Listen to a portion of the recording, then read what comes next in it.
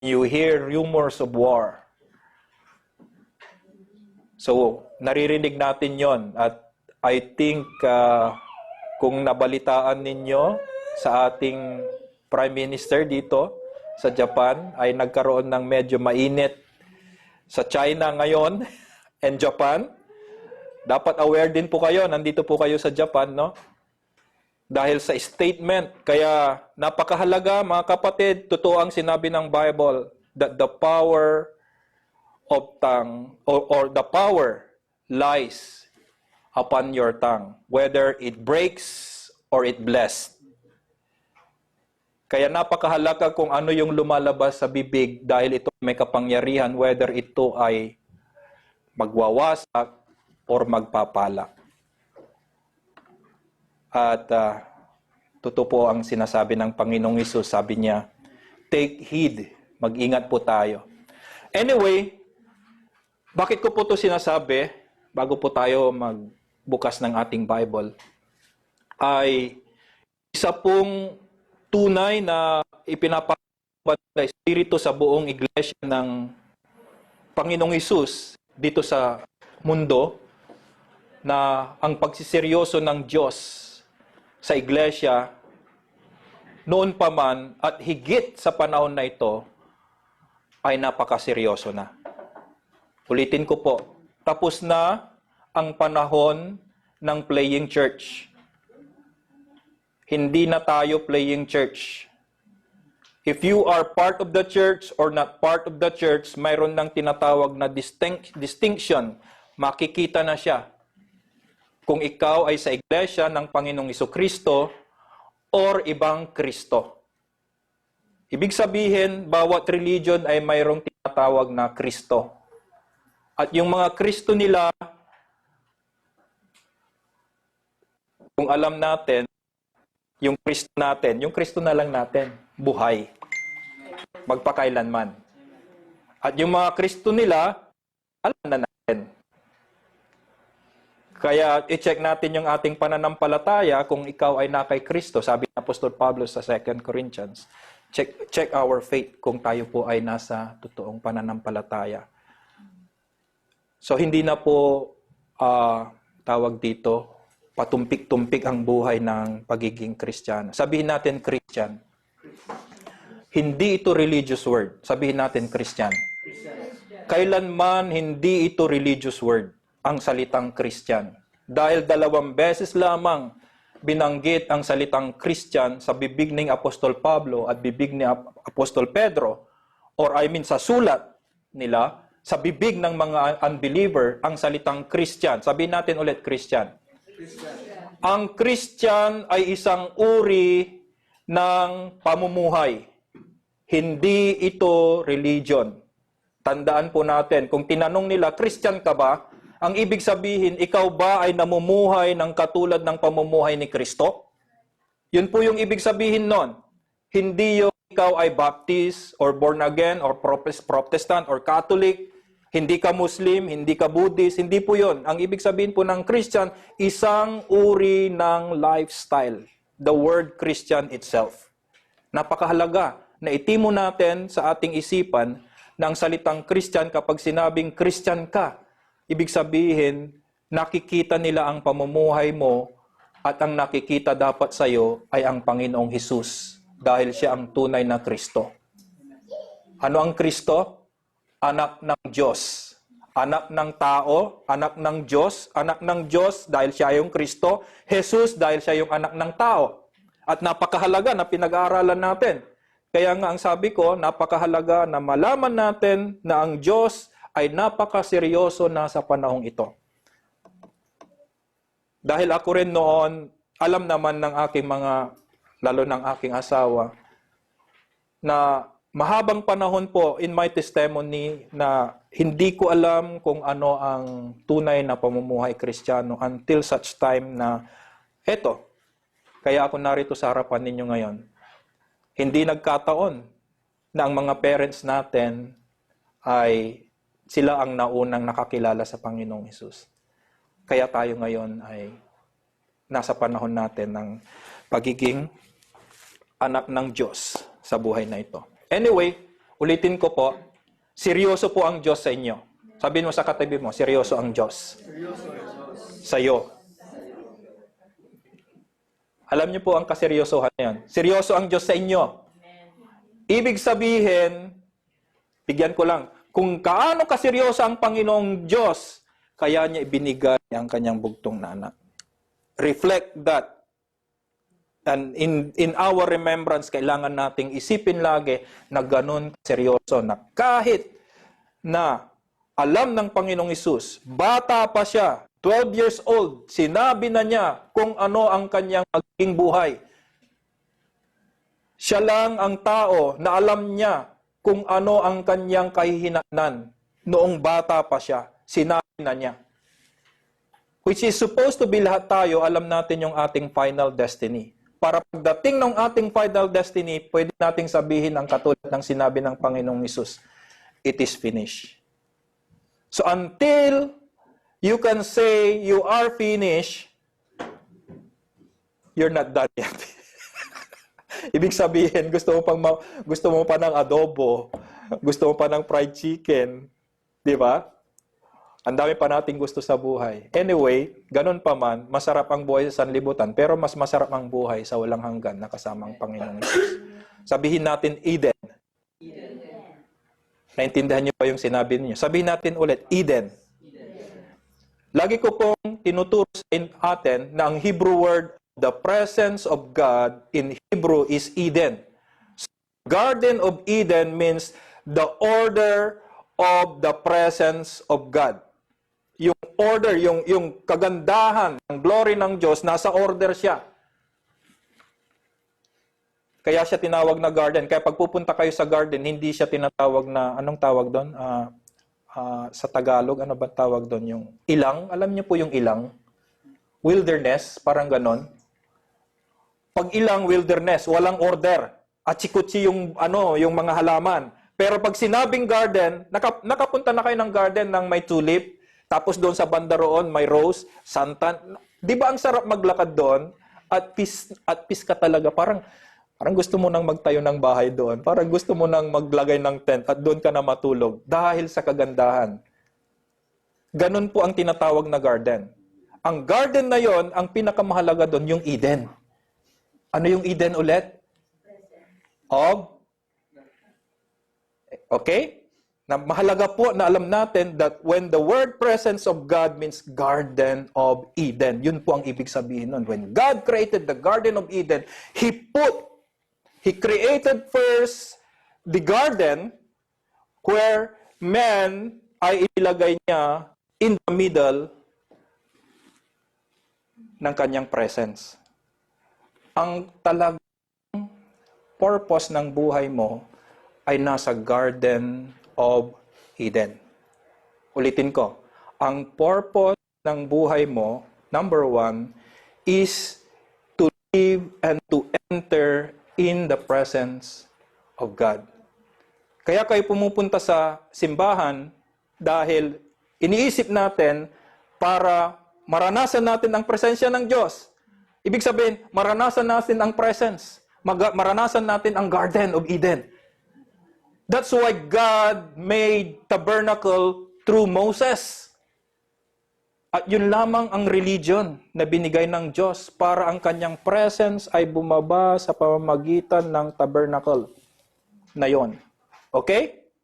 Pinag-aralan natin sa tinatawag na discipleship training natin kung ano ang tabernacle. Napakahalaga nun. Ang isa sa purpose ng tabernacle ay para bumaba ang glory, Shekinah glory of God. Yung pinaka-presence ng Diyos, bababa talaga doon. At kakausapin niya ang tao. Okay? Yun ang gusto ng Diyos. Kaya kayo pumupunta dito sa church dahil gusto nating maranasan ang Shekinah glory of God, yung presence ng Diyos. Pero sa panahon natin, ang tabernacle ay hindi na itong lupon ng iglesyang pinagtitipunan natin dahil iro-iro yung pumupunta sa iglesia. Kaya ang sabi ng Bible sa New Testament, ang tabernacle sa Book of Hebrews ay ang puso ng tao. Diyan na ngayon titira ang Eden. na dapat ang Eden na ito, pag tumira, ay supposed to be a good garden. Am I a good garden to receive Eden? Di ba? Anyway, session 5, the teachings of angels and demons. One of the most critical and crucial na hindi itinuturo dahil kailanman nung ako po ay nasa church pa, ay hindi ko masyadong narinig ang bagay na ito, which is, sa totoo lang po, ay pinag-aaralan lamang ito sa seminary or sa mga tinatawag na seminary or seminar. Okay. Anyway, bago po natin basahin ang ating scripture reading, bumabati po ako sa mga kapatiran natin sa Hiroshima. Hello po, kumakaway din po sila. Paki-open po yung cellphone ninyo, naka-open sila.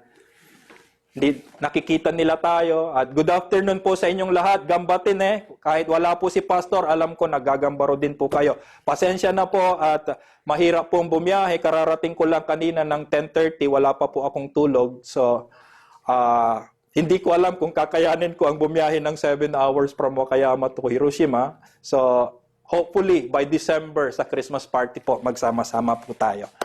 Okay? Let's open our Bible in John chapter 4, verse 23 to 24, our scripture reading for today. The continuation of our lesson about the doctrines of angels and demons. And one of the things that Jesus came to resolve and fix, what the angel Lucifer has broken or has brought into destruction, ay ayusin ng Panginoong Hesus. At mababasa ninyo sa pahina ng John chapter 4, at ang sabi ng babae, nung kausap niya sa Jacob Subwell, sabi niya, pag dumating ang Misaya, alam ko pag dumating yung Misaya, siya ang mag-aayos ng lahat ng bagay.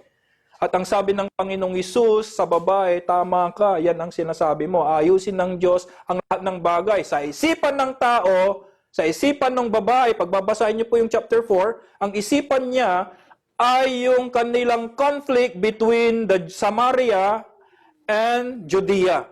Yung kanilang pag-worship, yung problema sa mga kasalanang nangyayari, yun lang ang alam niya na aayusin pag dumating ang Misaya. Especially yung colonialism ng Roman Empire sa buong Israel nung time na yon. At yung kanilang tinatawag na anong tawag dito? Oppression na nararanasan by the rule of the Roman Empire at that time, ay aayusin din ng Panginoon kapag dumating yung Misaya na siya ang maghahari. Yun yung kanilang pananaw. Pero ang sabi ng Panginoong Hesus, hindi lamang. Dahil may pangyayari sa buhay ng tao na hindi alam ng mga Israelita at lalo ng kausap niyang Samaritan woman in Jacob's well, nang akalang alam niya ay yung kanya lamang pagkakaasawa ng 7 lalaki na magkakapatid. Magkakapatid ba yon? Basta, ano sila? Ilan ba sila naging asawa niya? Akala niya yun lang. Pero hindi po yun lang ang aayusin ng Panginoong Hesus. Hindi lang yung salvation mo. Dahil ang sabi ng Panginoong Hesus, basahin natin. Sabi nila, sinasamba ninyo ang Diyos sa templo at kami na mga Samaritan ay sinasamba namin sa bundok. Pero ang sabi ng Panginoong Hesus, hindi na mangyayari yun. Dahil mula ngayon, God said, because God is Spirit, and the people who will worship Him must worship Him hindi na sa bundok, hindi na sa templo, but worship Him in what? Spirit. What spirit? And truth. What truth? So napakahalaga that when you come to God, you know that you have the Spirit that God has given you when you were in Adam's bosom. That Spirit. Doon kanya niluwal. Pinag-aralan na natin yon last week. Pinakita ko yung picture. Gusto nyo pagbasahin ko muna. No? Sabi niya, so, But the time is coming, and now is, sabi niya, yung time na yon, ano yung time? Sabihin natin time. Yung time na yon, yung panahon. Anong panahon yon? Yung panahon na dumating na ang Misaya hanggang ngayon. Yung now is, the time is coming, and now is, ibig sabihin, nagmula ng magpakilala ang Panginoong Hesus. Dito lang nagpakilala ang Panginoong Hesus na siya ang Misaya. Never in the how do you call that? New Testament na binanggit na siya ay Misaya maliban sa chapter 4. Dito lang binanggit ng Panginoong Hesus na siya ay Misaya sa harapan ng isang babaeng Samaritana. Inamin niya na siya ang Misaya. Pero sa mga disciples, hindi po niya inamin. Iniwan niya na i-guess nila kung siya nga ang Misaya or hindi siya. Naalala niyo yung nasa barko sila, pinatahimik niya yung rumaragasang bagyo. Nasabi nila, mamamatay na tayo, malulunod tayo. After that, pinatahimik ng Panginoong Hesus. Pagkatapos ng patahimikin ng Panginoong Hesus, anong tanong ng mga disipulo, ng 12 disciples? Sino itong taong ito na kahit ang bagyo at hangin, pinapakinggan siya? Ipapakilala ko sa inyo mamaya sa chapter 28.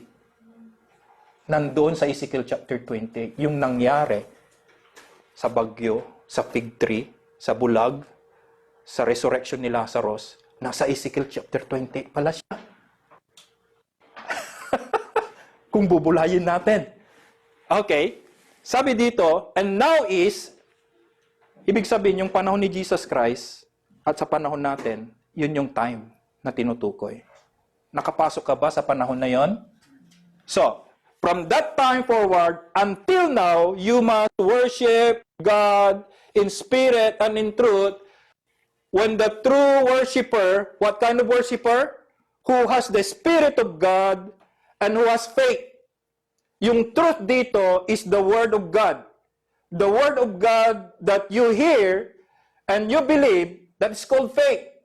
And that's truth. So you can worship in your born-again spirit with the truth, with the faith that you have, and the worshiper will worship the Father in spirit and truth. Why? Because for the Father is seeking for a worshiper who will worship Him in spirit and truth. Ibig sabihin, until that time, until now, ang Panginoong Hesus, ang Panginoong Diyos Ama, hinahanap niya at naghahanap pa rin siya ng totoong worshiper. Okay? So, basahin ko ulit. Maliwanag po yun. Hindi po yun yung message. Yun po yung scripture reading. God is spirit, so you will worship God in spirit. In spirit. Not with your emotion. Hello? Most of the believers worship God in their emotions. You cannot worship God with your emotions because your emotion is still unborn. The only new creation that has the image and likeness of God is your born-again spirit. That's the only person in your life that can worship God. Not your emotion, not your flesh, but your spirit is inside your body with your emotion. So before you come to church, check your emotion, check your body, kung sino yung nag-uudyok sa'yo para pumunta ka sa worship. Diba? Hello po. Yun po yung totoong worship. So, tawag dito. Ano pang tawag doon? Hindi man masarap sabihin, pero katotohanan sa kalooban ng Diyos na hindi lahat ng pumapasok sa iglesia ay totoong nakakasamba. Hello? Dahil ang simbahan ayon sa ating nalalaman, ulitin ko, ang simbahan na ating nakikita ay nalalaman ay hindi yung simbahan na kilala ng Diyos. Ulitin ko, tumingin kayo pong lahat dito. Ang simbahan na ating kinalakihan or nakikilala ay hindi katulad ng simbahan na kilala ng Diyos. Bakit? Dahil ang simbahan sa panahon natin ay may tutukoy ko, na isang tinatawag sa panahon ng ating Panginoong Jesucristo na sinagoga. Synagogue. Ano yung synagogue? Iba't ibang uri ang taong pumapasok at sila ay nakikinig ng bawat scroll at scripture na binabasa ng batas.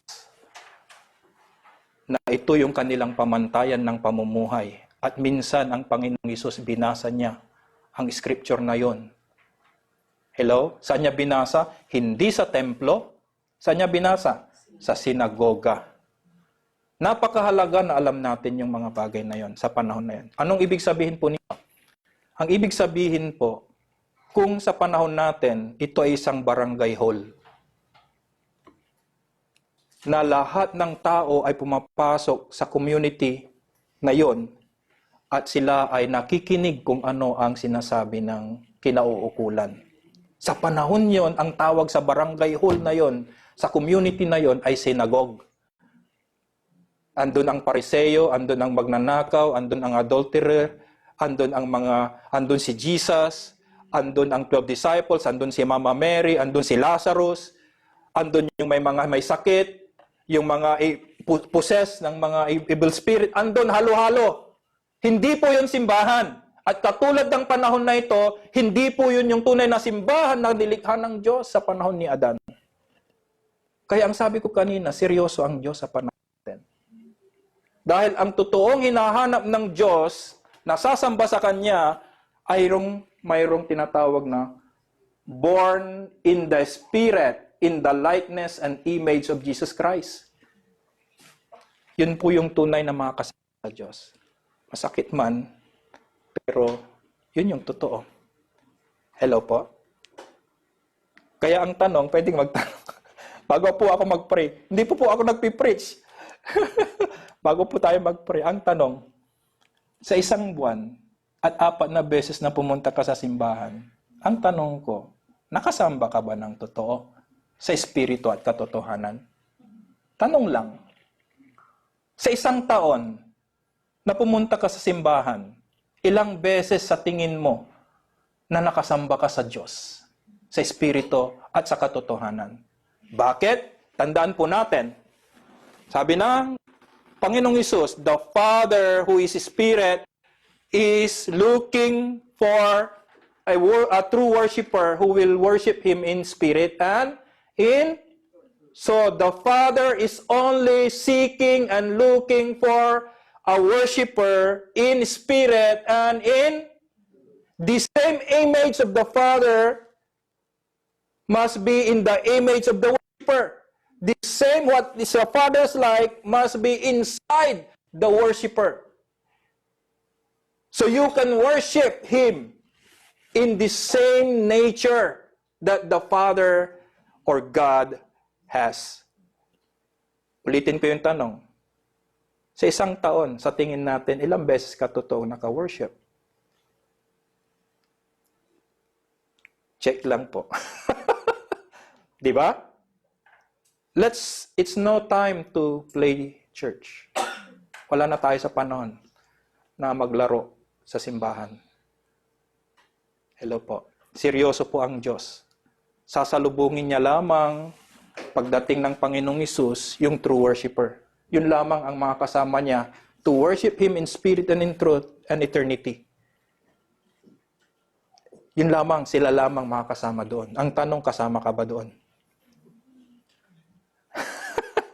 Okay, let's pray. Father God, bless your word. Open our hearts. Holy Spirit, intervene. And we are giving you free will to give us knowledge, to to open our soul, especially our spirit, to receive your divine word. In Jesus' name we pray. Amen. Amen? So, i-break down po natin, no? Yung atin pong... So, ito po, huwag niyo pong kalimutan itong scripture reading. Babalikan ko po ito sa final. Let's break down Ezekiel chapter 28, 12 to 19. Okay? So, recap. 5 minutes. The word bara means create. The word asa means made. So, napakahalaga yung bara and asa na pinag-aralan natin. Ano ang principle? Ang principle, before everything was made, there was a creation. So, everything that came from, anything that was made came from anything that is created. But there is nothing, walang anumang bagay before God.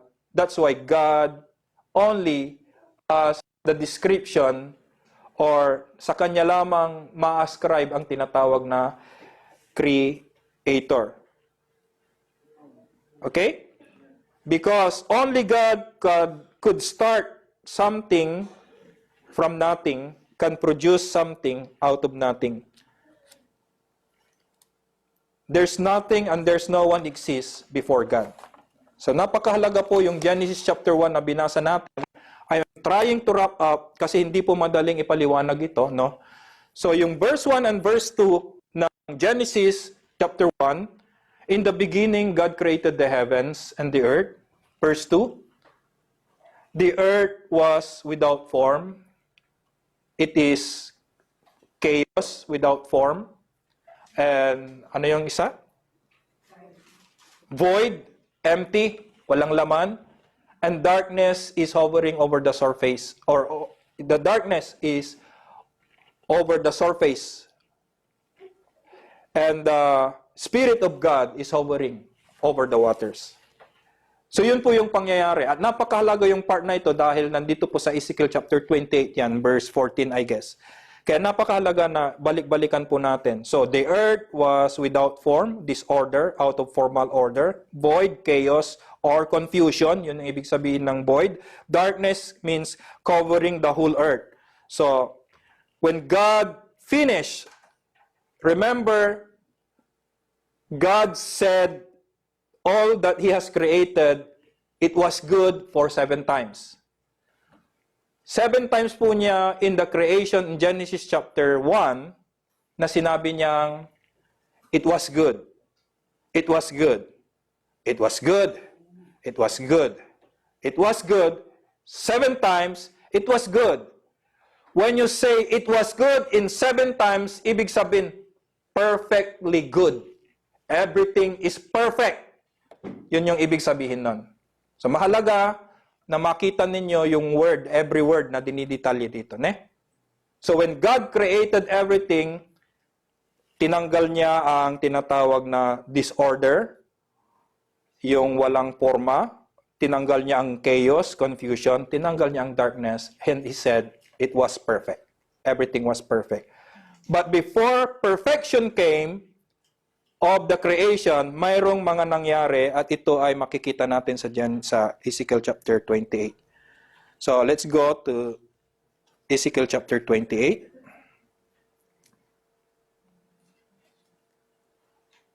Okay. Ang Ezekiel chapter 28, ito po ay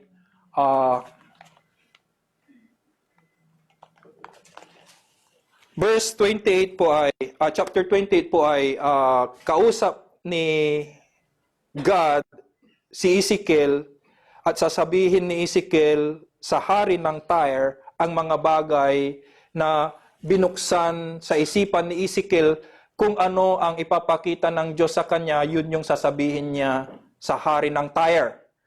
Okay? Kaya ito ay propesiya na bubuksan ni Prophet Ezekiel at sasabihin ito sa gobyerno ng hari.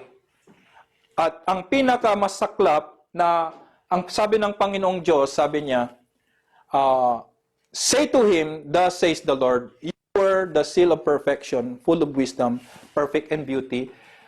The king of Tyre was influenced and controlled by a prince of darkness or a ruler of darkness, which is Satan, who became the devil. And he was an angel full of beauty or perfect in beauty, full of wisdom. When he was seal of perfection. So, imagine po ninyo na pag sinabi ng Diyos na perfect, hindi mo ma-imagine kung ano ang perfect sa Diyos. Perfect in beauty, you cannot imagine what kind of beauty is perfect beauty. Full of wisdom, you cannot imagine what kind of wisdom this angel has. Imagine a very specific angel was created with full of wisdom, full of beauty, and perfect creation. Seal of perfection. Napakahalaga na makita mo ito dahil ito ang problema mo, kapatid, sa panahon ngayon, kahit ikaw ay Kristiyano. Pastor ka man, man of God ka man, membro ka man ng church. Dahil ang bagay na ito na nilikha ng Diyos, na isang anghel, lahat ng kanyang wisdom, perfection, ay napunta sa kanyang ulo at nagkaroon siya ng pride. You can find that in Isaiah chapter 14, verse 13. So, take note nyo yun. Isaiah chapter 14. So, you were the seal of perfection, full of wisdom, full of beauty. This is Lucifer. You were in the Eden. What is Eden again? Presence of God. So, imagine Adam was not the first person in the Eden. Okay? There was Lucifer first in the presence of God before Adam was created. Dahil nagkaroon ng chaos, kaya kanya create at nilagay ka sa presence at nilagay ka doon sa tinatawag na Garden of Eden. But before you are put in the Garden of Eden, there was a place in the heavenly realm and Lucifer was in the Eden, in the presence of God. Malinaw? Imagine that. Hindi ikaw yung nauna sa presence of God. Mayroon pang nauna. But, one of the things that you must remember in your concept, in your wisdom, in your knowledge, you are not just created, you are made. You came from the bottom heart, from the love of God, the center of His Spirit. You are different from this angel. Hindi ka katulad ng angel na ito dahil galing ka sa puso. You are made, you are not created. You know that you are both created and made, but before you are created, you are first made. Baliktad. Binaliktad ng Panginoong Diyos. 26, you are made from the image and likeness of God. 27 ng Genesis chapter 1, you are created. What created me, ano ang nilikha ng Diyos sa'yo? Yung iyong tinatawag na katawang lupa. Kumuha siya ng luwag, at naglagay siya ng tinatawag na isang babae at isang lalaki. Yun yung created. But before you are created, you were first made. Nilikha ka muna ng Diyos. Or, hindi nilikha. Ano ba yung Tagalog ng made? Nilikha din, di ba? Ay nako, parang made na lang. Okay, kasi parang nilikha at nilikha, parehas kasi. Created is ginawa. Okay, ganito na lang. Para mas lalo ninyong maintindihan, theological, biblical explanation, you are born. The word made actually means you are born. You came from somewhere. That's why you can call God your Father because you came, you are born. Naintindihan nyo? Yun yung ibig sabihin ng made for human concept. Kung paano nilikha ang tao, you are born from God. You are made from God. You are born in the image and likeness of God. Yun po yung ibig sabihin. You are first born in the image and likeness of God, then yung nawala yung image and likeness of God, kaya ang sabi ng Panginoong Hesus, you must be born again. Because first, pinanganak ka na ng Diyos, nawala ka, namatay ka, kaya ka pa rin ipanganak ng Diyos na muli. Naintindihan? Kaya napakahalaga na maintindihan natin yung mga word ni Jesus Christ. Kung hindi mo maintindihan ito, hindi mo rin maintindihan. Kaya ginawa nilang religion ang born again. Born again ka? Hindi, Christian ako. Ako, Muslim ako. Hindi ako born again. Kaya ang born again ngayon ay naging isang quote-unquote denomination. But the truth is, yung born again is because you are born from the Spirit of God in Adam's bosom. Then, nawala tayo. Then, ang sabi ng Panginoong Hesus, ayaw niyang pumayag ng Ama, kailangang ipanganak ka na muli. Ibig sabihin, tumingin po kayo, magulang ka ba?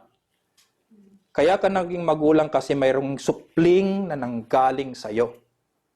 Kaya ka tumatawag ng Ama, Ina. Tama?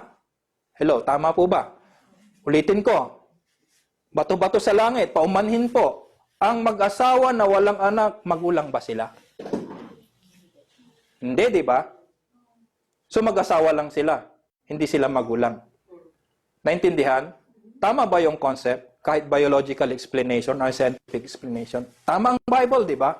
Pinanganak ka sa Espiritu ng Diyos. Kaya ang sabi noong tinatawag natin na scripture reading, bumalik tayo doon sa aspeto na pinanganak tayo ng Diyos who will worship Him in spirit.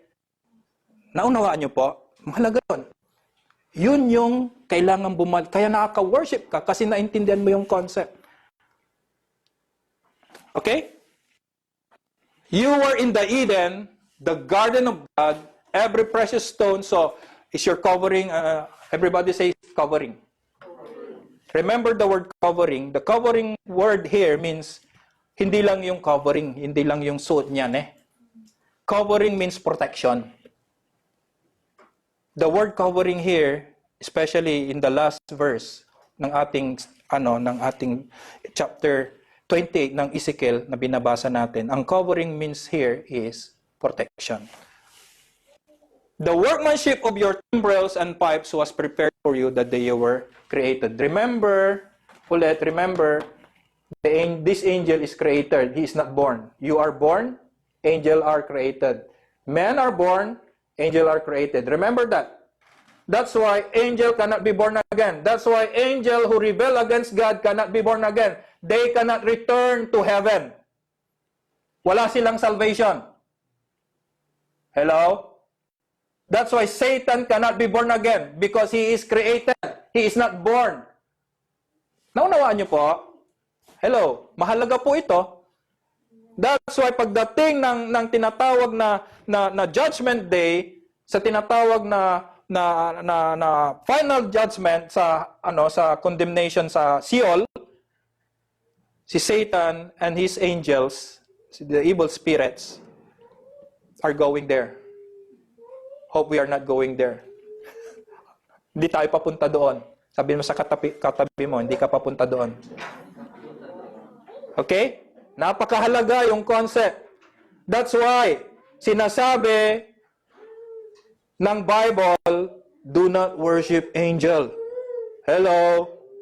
Do not worship any created being. Angels are created beings.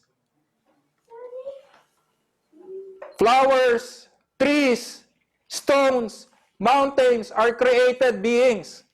They are not born. So do not worship anything that is created. Hello? Maliwanag po. Napakahalaga po niyan. Ano pa? You were anointed cherub who covers. Ano ulit ang ibig sabihin ng cover? Protection. He was anointed. Everybody say anointed. The word anointed means hindi lang to set apart or sanctified. If you will AI or Google po ninyo, makikita po niyo diyan na ang nakasulat ay sanctified or separated. Pero hindi po yun yung original meaning. Ang original meaning ng anointed, tumingin po kayo mabuti, what's the meaning of anointed? Ability to do. Yun po ang ibig sabihin. You are an angel, cherub, archangel, a ruler angel anointed to do something. Ano yung covers? To protect. Ano yun? I establish you. Where? In the holy mountain of God. Ibig sabihin, to protect the glory of God. So, angels are created, especially Lucifer, who covers means to anointed cherub means to protect God's glory. That is his work. Yun talaga yung kanyang trabaho. Hindi lang magningning, ipaningning niya yung glory ng Diyos. Tungin kayo mabuti, worship leader, yung mga gustong maging worship leader, hello? Ipapakita mo yung glory ng Diyos. Diba? Pero hindi lamang yun ang gagawin mo. Ipapakita mo kung gaano mo gino-glorify ang Diyos, kung gaano kabuti ang Diyos, kung gaano siya, yung pananampalataya mo sa Kanya talagang gino-glorify mo. After you glorify Him with all the worth and value of God, you have to protect yung glory ng Diyos. How to protect? Guard your mouth, guard your life, guard how you clothe yourself. Hello? Guard where you go. From place to place. Guard who is your circle of influence. That's protection. Hello? Wala pa kayo doon sa sinasabi ninyong worship leader kayo. Hindi nyo pa naintindihan. You have to protect. Because when Lucifer is disposed, then he created you to do the work. That's why, yung scripture reading natin, God is looking a true worshiper who will protect His glory. Who will put himself in the position of Lucifer, protecting the glory of God, para hindi nila kutsain ang pangalan ng Diyos, para hindi nila sabihin, ayan ba ang Diyos ninyo? Ang ganyan ba ang ano ninyo sa simbahan ninyo? Pag sinasabi, you are not protecting the glory of God. You are not true worshiper. Maintindihan nyo ba yon? That's why, napakahalaga yung word na anointed. What is anointed means? Not only ability to do, to protect, but separated, sanctified. So you have to separate yourself, you have to sanctify yourself, and you must have the accountability to do and protect the glory of God. Malinaw ba yan? Hindi lang mga worship leader ang pinag-uusapan natin, mga members din at mga worshiper, mapupunta sa simbahan. When you come to worship God in songs and praises and words and music, after this gathering, when you go outside, it's your responsibility as anointed believers to protect the glory of God. Seryoso ang Diyos? Seryoso ba kayo? Doon nyo lang malalaman kung talagang worshiper ka at ikaw ay kasama sa tinatawag na iglesia. That's why, mahalaga. Christian ka ba? What is Christian again? Buhay. Jesus protected the glory of God until cross, until resurrection, until ascending. He protected the glory of God. Yun yung Christian. Naunawaan natin? Hello? Wala pa po ako sa gitna. Nasa umpisa pa lang ako. Bini-breakdown ko lang po sa inyo. You walk back and forth in the midst of fiery stones. Yung carpet of God is full of diamonds, beryls, stones, and every jewels. Na yun din yung nakasuot kay Lucifer. Kaya pag nasilagan ito ng glory ng God, ibig sabihin light. Everybody say light. Hindi mo makikita ang Diyos. That's why the angels, even with their eyes, they cannot see God because the glory is sparkling too much light. A blazing fire. Mabubulag ka talaga. That's why si Moses, gusto kong makita, Yahweh, ang iyong glory. Mamamatay ka, Moses. Kaya ang ginawa ng Diyos kay Prophet Moses, itinago siya sa likod ng bato at ang nasilayan ni Moses ay laylayan na lang ng Panginoong Diyos. Dahil mabubulag siya at mamamatay siya dahil ang tawag sa glory ng Diyos ay fiery furnace. Nag-a-ablaze sa liwanag ang glory ng Diyos.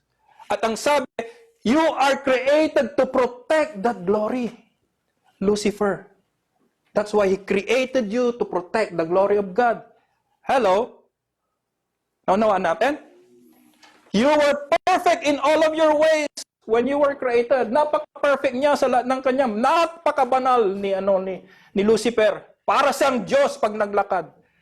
Pag naglalakad siya, ang nakikita nila parang Diyos ang nakikita nila. Yung perfection niya, yung beauty niya, yung nakasuot sa kanya, dahil hindi nila makita si God, pero siya ang nagre-reflect ng glory ng Diyos at pinoprotekta niya ito. Kaya pag naglalakad siya sa heavenly realms, nakikita siya, ang mga anghel, parang gusto nilang sambahin, nagbabao sila, nagninil sa kanya, yung mga anghel.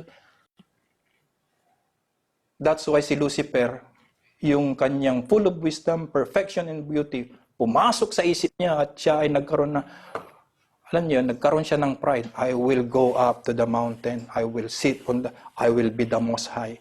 Gusto niyang maging Diyos. Dahil sa perfection na yon, na tinanggap niya. All these gifts from God na binigay sa kanya ay napunta lahat sa ulo niya at nag-create ito sa kanya ng tinatawag na iniquity. Wala pa ako doon, pero sinasabi ko na. Nakasulat sa Ezekiel, nabasa niyo po ba? Sabi dito, you were created in perfect order until iniquity is found in you. What is iniquity again? Iniquity is a sin or transgression that are unrecognized or hindi nakikita. Ano ang example ng mga iniquity? Ano po example ng mga iniquity? Jealousy. Hello? Kaya mas worse ang iniquity kaysa yung mag-commit ka ng adultery at pumatay ka ng tao or magnakaw. Bakit? Kasi hindi mo alam, nagsiselos ako sa'yo, nagkakasala pala ako sa'yo, hindi mo alam. Alam niyo yun? Mas worse yun. Buti na yung ninakaw ko yung wallet mo nung naiwan mo at binulsa ko. Nakita ng kapatiran. Dahil sabihin nila, ninakaw ni pastor yung yung wallet mo, tinago niya. At least makikita yon na ako ay magnanakaw. Pero yung mainggit ka, hindi mo nakikita, uy, ganda mo naman kapatid. Pero deep inside naiinggit ka, hindi mo alam, iniquity yun. Tinatago mo lang. Ang kasunod nun, deceit. Nadideceive ka na. Those are iniquities. Kapag nagkakaroon ka ng deception, nadideceive ka, nagkakaroon ka ng deceit, nalilinlang ka. Hello? Eventually, manlilinlang ka rin. Dahil alam mo, pag nalinlang ka, nanunawaan niyo po? Yung paglilinlang na tinanggap mo sa sarili mo, ay nagiging totoo sa'yo. Kaya hindi mo malalaman kung totoo o hindi. Kaya ang gagawin mong totoo yung kasinungalingan. That's why si Lucifer ay tinatawag na tuso, manlilinlang. He is the father of lies. Hello? At yun ang nakita ng Diyos sa kanya, yung qualities of sin. Wala na akong oras. Diba? Nagets natin? So, tanong, pwedeng magtanong, sa tingin mo wala kang iniquity, kapatid? Ha? That's why discernment is very important. But you can only have that discernment if you have the knowledge. That's why sinasabi ko sa inyo, you have to learn because discernment doesn't come just by gifting. Magkaroon ka muna ng knowledge para malaman mo kung ano ang espiritong meron ang tao sa mga sinasabi niya, sa mga iniisip niya, sa mga galaw niya. Lahat ng makikita mo yon if you have knowledge. Di ba tinuro ko sa inyo? You cannot have spirit of discernment or gift of discernment without knowledge. Magkasama siya. Even discerning spirit. Hopefully next week, tuturuan ko kayo how to discern demon spirit in your family, in your life. Hindi siya madaling ituro, pero bago tayo pumasok next year, ay matuto tayo as Agape members para ma-discern mo na you are influenced with a demon spirit. Sabi ko, influence. Everybody say influence. If you are Christian, you cannot be possessed by a demon spirit, but you can be influenced by a evil spirit. And you don't know that is inside your family. That's why napakahalaga to learn the doctrines of angels and demons. Especially if you are matagal ng Kristiyano, 20 years, 15 years, 10 years, 30 years, tapos hanggang ngayon, di mo kilala kung ano ang demonyo at anghel. Kaya gustong-gusto, para kang anghel. Oo nga, di ba? Gustong-gustong tawagan. Ang mga anghel, di ba, created being lang sila. Kaya huwag ka magpaka-anghel. Magpaka-Christian ka. Okay? Magmula ngayon. Saan na tayo? So, nagkaroon siya ng iniquity. Worse than transgression. Worse than sin. Do not have that kind of, alisin natin, yung iniquity. Di ba? Envy. Jealousy. Covetousness. Hello po. That's why Psalm 66 verse 18, God will not hear your prayers if you have iniquity. How long, how much you've been praying, how kind of words are you using, hanggat mayroon kang tinatagong iniquity, do not think na naririnig ka ng Diyos. Hindi ka naririnig ng Diyos. Everybody say iniquity. The principle of iniquity is like this. If you have a secret, unuttered iniquity, the principle of iniquity will eventually manifest. Lalabas siya. Makikita siya. Eventually, kapag, tumingin kayo mabuti dito, ito ang principle of iniquity. Every sin that you have committed, first, it is an iniquity. Naintindihan nyo? Bago makita ang kasalanan mo, mayroon ka ng iniquity. Kaya, do not tell me, kaya minsan, ganun si pastor. Hindi kami pinapatapos magsalita. Why? Because I discern that your words is iniquity. And I don't want you to hear what is you're going to say. Why? I don't want to manifest. Ayaw na manifest yung iniquity na yon. Bakit? Ang iniquity, ang principle niya kasi is lalabas siya. Eventually lalabas siya. Lalabas at lalabas siya, kapatid. Kaya lahat ng ginawa mong kasamaan at kasalanan, una siya ay iniquity. Ipinanganak siyang iniquity muna. Naintindihan? Hello? Every sin that you committed is iniquity before you commit. Meaning, another principle of iniquity. Iniquity is waiting for opportunity to manifest. So pag mayroon na siyang opportunity, saka lang siya lalabas. Ulitin ko ulit. Gumamit ako ng pasukong ng computer. Naghihintay lang siya ng password. Pag napindot mo, lalabas na sa screen. Magmamanifest na yung iniquity. Pag tama yung password na, kaya makikita mo na kapag ni-rebuke ka, makikita na yung iniquity. Lalabas na siya. Naintindihan? Pag ni-rebuke yung spirit na yon. That's why it's very important sa simbahan na ito, makita ninyo at maunawaan natin at magkaroon tayo ng knowledge how to discern spirit. Hello po. Naunawaan niyo po ako. Paano ko kaya tapusin itong message na to? Gusto ko na kasi siyang matapos. Para makapag-forward na tayo. Pero hanggang ngayon, andito pa rin ako. Dahil umiikot tayo sa inikutan ni Satanas nung siya ay nahulog or bago siya mahulog sa kasalanan. Ganon din tayo. Umiikot tayo sa ganong uri ng pamumuhay. Even though we are Christian. Hindi natin alam. That's why maraming church ang nagkakawatak-watak. Why? Hindi na di-discern ang Espiritu. Hello? Bago magkaroon ng rebellion at deception, meron pang Espiritu na gumagala sa loob ng tahanan. Anyway, next week po, kung papalarin, or next week, para malaman po natin kung tayo ba ay influenced with an evil spirit. Napakahalaga po nun. Bakit? Para makita mo na kailangan mo si Kristo. Siya lang ang nagpalayas ng anumang masamang espiritu sa buhay ng tao. Binayaran niya ang lahat sa pamagitan ng kanyang dugo. Doon mo ma-appreciate ang ginawa ng Diyos, ang buhay ng ating Panginoong Jesucristo.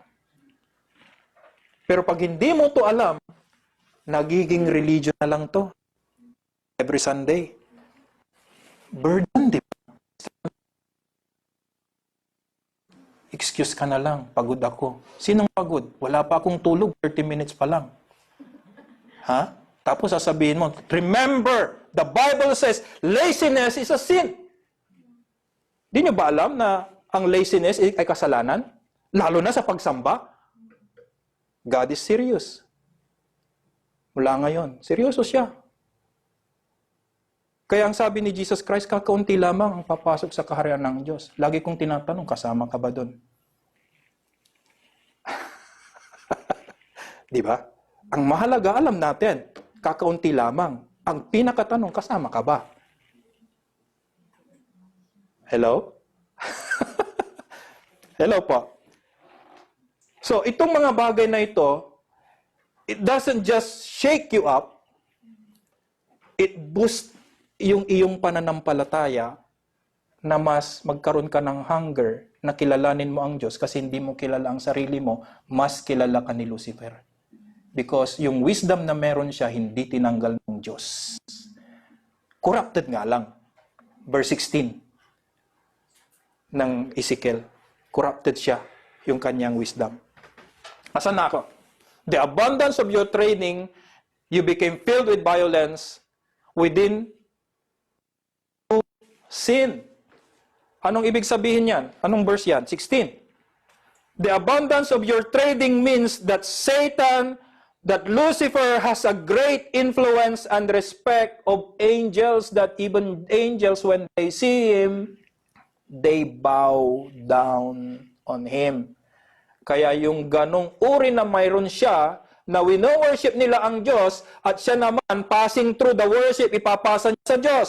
Worship ang angels in the spirit realm, hahakutin niya lahat yon, hahakutin niya lahat yung worship, ipapasa niya sa Diyos, ipapasa niya sa Diyos. Narinig niyo po ako? Yung worship, igagather. Yun yung trabaho niya. Yun yung kanyang position. At nandoon siya tinatawag na circle of God. The mountain of God means the mountain of God, the presence of God. The mountain of God means yung presence ng Diyos. Andon siya mismo. Dadalhin niya lahat yung worship, yung glory na yon at ililipat niya yon sa Diyos. Yun yung trabaho niya. Pero ang gusto niya, dahil nakita niya yung grabing respect and influence na meron siya, respeto ng buong sangkalangitan, napunta sa ulo niya. Karoon siya ng pride. Basahin natin. Isaiah chapter 14, verse 13. Andyan na ba kayo? Isaiah chapter 14, verse 13. Gusto niyo ba to? 2 hours, okay lang? Verse 13. For you have said in your heart. Hello, tumingin muna kayo dito. iniquity is built or born in your spirit. Heart here is in your spirit. Very center of your soul. So yung iniquity, nag-umpisa sa puso ng tao. Kahit sa angel. At itong anghel na ito, ang sabi dito, ang sabi ng Diyos sa kanya, you said in your heart, sinabi mo sa iyong espiritu, sinabi mo sa iyong sarili, I will ascend to heaven. Aakyat ako sa langit. I will exalt my throne above the stars of God. I-exalt niya yung kanyang sarili na parang Diyos. Hello? I will sit on the mount of congregation. Uupo daw siya sa trono ng Diyos on the farthest side of the north. Everything is up. Okay? Imagine na yan, Ascend, up. Ascend, up. Di ba? I will ascend, heaven is up. Nasa upward lahat yan, Okay? I will exalt, up din siya. Throne above, taas din siya. The stars of God, nasa taas din siya. Hello, lahat yan nasa taas.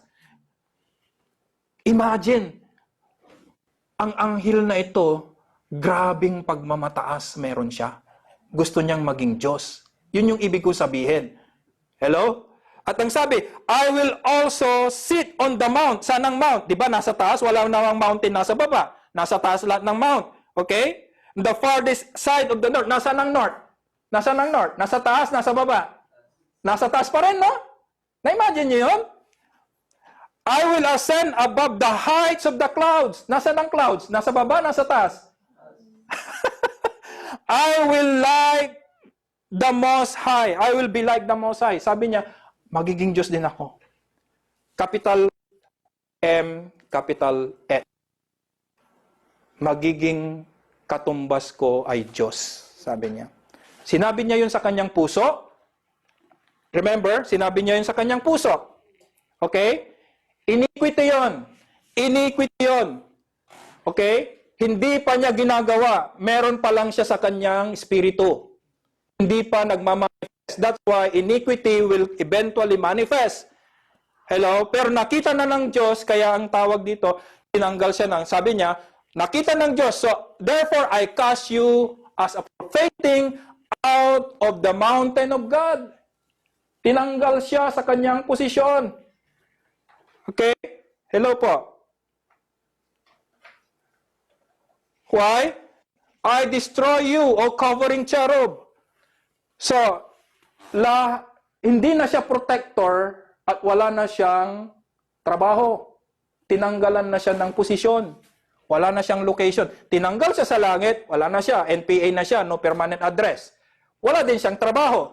Bakit? It was destroyed by God to be a protector of God's glory. Hello? Nakita ninyo? From the midst of the firestorm, tinanggal siya. Wala na siya circle ng Diyos. Tinanggal na rin siya doon. Hindi na siya yung tinatawag na nag-ascend, nagbibigay ng glory. Siya nag-gather ng glory at ang tawag dito, pinapasa niya yung glory sa Diyos. Hello? Bakante po yung lugar na kung saan si Lucifer ay nagtrabaho. Hello?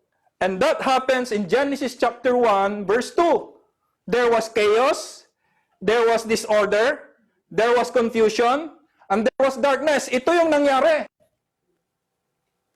Before i-declare ng Diyos, let there be light. Verse 3.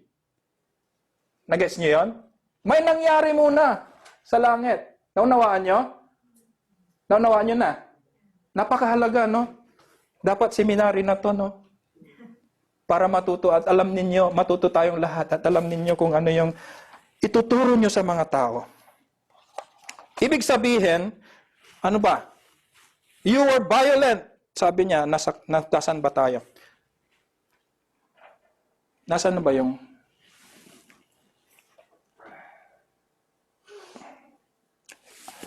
You became filled with violence and you sinned. Ibig sabihin, naging violente siya.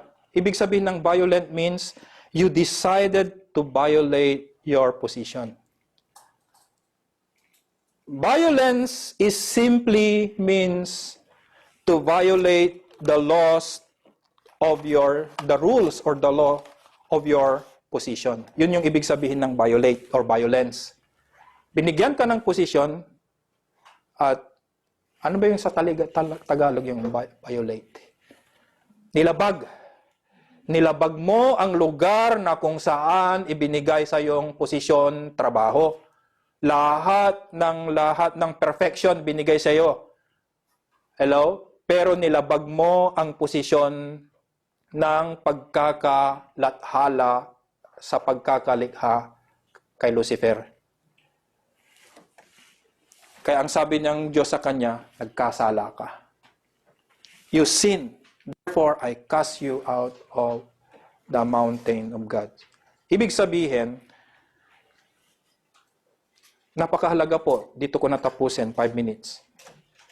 Hindi pa po ako tapos. Meron pang 16, 17, 18, 19. May natitira pa, akala ko matatapos ko siya. Pero I think excited po kayo, naunawaan niyo po. Okay. Mas ma-excite kayo dito. Bakit? Sabi dito, ano ibig sabihin ng violence? Violence means, nilabag mo ang posisyon na kung saan ikaw ay inilathala or nilagay. You decided to violate your position. Yun yung sabi. Ibig sabihin, pwede bang mangyari sa church? Pwede bang mangyari sa buhay ninyo? Personally, sa pamilya? Yes. When God put you into something, mayroong mga tao sa church that sometimes they do not understand kung bakit hindi sila binibigyan ng posisyon. They do not understand kung bakit hindi sila pinagtuturo. They do not understand bakit hindi sila pinupatugtog, pinapakanta. Kasi hindi nila alam itong doktrina na ito. At napakahalaga nito. Gusto nilang kumanta sa choir, gusto nila maging instrumentalist or praise and worship team. Lahat ng praise and worship team natin pansamantala lang. Shoganay, kaya yung mga anak ko, wala akong choice. Hello? At least naturuan sila. Pero remember, kung gusto nyo talaga ang posisyon na yon, na posisyon ni Lucifer, lugar na kung trabaho ni Lucifer yon, you have to protect your job, especially the glory of God. That's your work. That's your accountability. That's your responsibility. Kung hindi mo kayang gawin yon, do not. Bakit? Kung si Lucifer ay kick out sa langit, sa tingin mo, bibigyan posisyon sa iglesia? Hello? May mga gustong magturo. Lagi kong chine-check. Pwede ka ba? Chine-check ko. Sometimes, alam niyo yun, by the rules, minsan, ako mismo, binabiolate ko yung rules. Sige, okay lang. Why? Sugar na. Walang mapili. Tumingin kayo mabuti. Dito. That's why, ang Diyos, hindi siya nagbibigay ng tinatawag na talents and gifting or ability ng ganon-ganon na lang dahil yung unang tao, yung unang person, yung unang angel, na binigyan niya ay napunta lahat sa ulo niya. Hello? Posible ba na mangyari sa'yo? Tignan natin. Anong sinasabi ng Bible? Hanapin natin, mga kapatid. Pinagpreparan ko to para malaman ninyo. Psalms chapter 82 verse 7, you are also God's small g. When God created you in His image and likeness, ang sabi ng Diyos, ikaw din ay Diyos. Pero hindi ka katulad ng Diyos, pero Diyos ka rin. Pero, hanggat nasa iyo ang image and likeness ng Diyos, you are the representation of the unseen God. Diyos ka rin, sabi ng Bible, and all of you are children of God. That's why you are also God. Sino yun? You are mga na-born again in the Spirit of God. That's why the only person who can worship God is with the same nature. Nagets? If you do not have the same nature of God, you are not a true worshiper of God. So be born again. There is only one way. Huwag kang basta-basta nagpapabaptize at I will follow God. Hindi totoo yun. Kung hindi mo ito nalalaman, hindi ka muna magpapabaptize. How can you follow if you cannot protect? If you cannot protect the image and likeness of God and the glory of God, do not be baptized yet. Understand it well. Hello? Even those who are born again, ang sabi dito, but you shall die like men and fall like Lucifer. Ibig sabihin, even though you are God, it will happen to you what happened to Lucifer. Inaw ba? Kibisi ba si pastor? Ang word of God ang kibisi. Pasalamat kayo. Pinapaunawa ko sa inyo. Gusto nyo, kayo na lang. Ako na lang uupo. Ang kinin ko na lang ng lahat ng ito, akin na lang siya. Hindi ko na lang sasabihin. Diba? At least ako alam ko siya. Hindi ko na lang sinong mabuti sa harap ng Diyos. Uwi nga lang ito, diba? Kawawa naman kayo. Diba? Kaya kahit na wala akong tulog, uuwian ko pa rin kayo. Dahil lang dito, you must not be like Lucifer to fall. Kaya wag kayong basta-basta. Sasabihin nyo, may gift ka? Kaya mo? You can protect? Hello? There is a possibility that you will fall like Lucifer. You will ascend. Gusto mong maging, I will. Sasabihin mo yun sa sarili mo. Darating yung time na yon. Kung nangyari sa angel full of wisdom, full of perfection, and he is angel, he has power, ikaw pa kaya? Pinanganak kang makasalanan, ngayon ka lang nakakaunawa ng salita ng Diyos. Si Lucifer, alam na niya yung salita ng Diyos bago ka palikhain.